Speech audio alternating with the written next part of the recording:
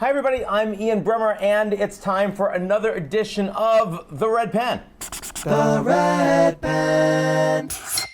And today we're taking a look at Brazil and that nation's controversial president by way of a recent editorial from the FT, the Pinks, as they call them. It's titled, Jair Bolsonaro Sparks Fears for Brazilian Democracy. Now, Brazil has more than its share of troubles, and especially right now as they are the epicenter of the global coronavirus epidemic.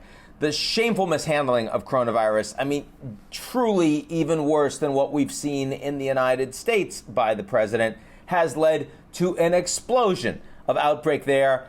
And Bolsonaro was actually even censored on social media. I don't mean just like a fact check. I mean actually shut down for promoting false information about the virus. And in general, he's been, called the tropical Trump. He's lost two of his ministers of health within 4 weeks of each other because he's been promoting chloroquine as a miracle cure. He's involved in rallies and occasionally not wearing masks while he's with all sorts of mass public on the streets. Again, everything that's been driving people crazy in the United States, take that, multiply it by about 50, and you see what President Bolsonaro's been doing in Brazil. But the premise of the FT editorial is not that Bolsonaro is incompetent or that he's doing a bad job. It's rather that he has the ultimate goal of dismantling Brazil's democracy, the democracy they've had since 1988, when a new constitution brought an end to military rule. And on that, I say, not so fast. First, the Financial Times argues that Bolsonaro is at war with the Supreme Court, with Congress, and with the press, all an effort to undermine Brazil's democratic institutions. Now, actually, Bolsonaro is much weaker than any of this lets on. It's less that he's trying to destroy other parts of government, and certainly not that he'd be successful. Rather, he's responding to pressure to shrink his already comparatively limited power.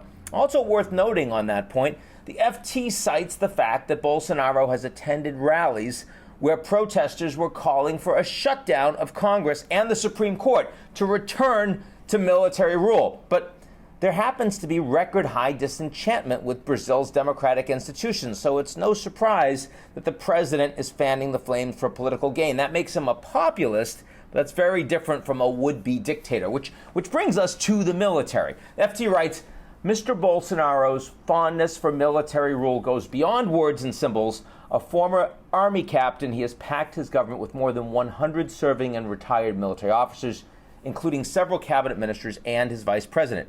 That is meant to bolster the argument that the president of Brazil is looking for a military dictatorship. Now, to be clear, Bolsonaro has a military background, and he has stacked his cabinet with generals. And that makes a lot of people queasy in a country that recently had military rule. But there is zero support in the military for actually breaking apart Brazil's democracy. The generals see the military as the protector and not the enemy of the Constitution.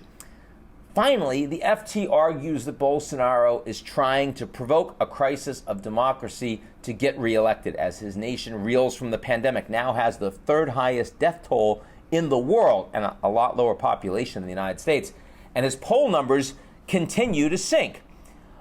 Red Pen is telling you that the drop in Bolsonaro's approval ratings has actually been pretty modest so far, and he isn't using polarizing language to justify military intervention. He's doing it because it mobilizes base.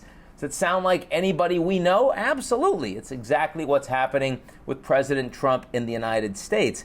And the effort of mobilizing the military in the U.S. was, of course, massively constrained by Trump's own generals.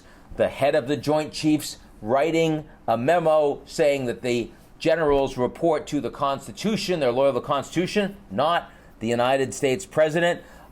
Hundreds of generals and former defense ministers, secretaries of defense, and heads of Joint Chief all saying that they feel the president himself is acting in unconstitutional fashion. That doesn't mean the United States is on the verge of becoming a dictatorship. It actually shows that the United States has much stronger, independent, and professionalized military than a lot of people previously believed. In Brazil, that's the case too. And so Bolsonaro may need to go, and if it happens, it's going to happen with a democratic election. It's not going to happen on the back of a failed coup attempt and the potential for the military to take over a thriving democracy in the world's largest economy in South America. That's it for this edition of The Red Pen.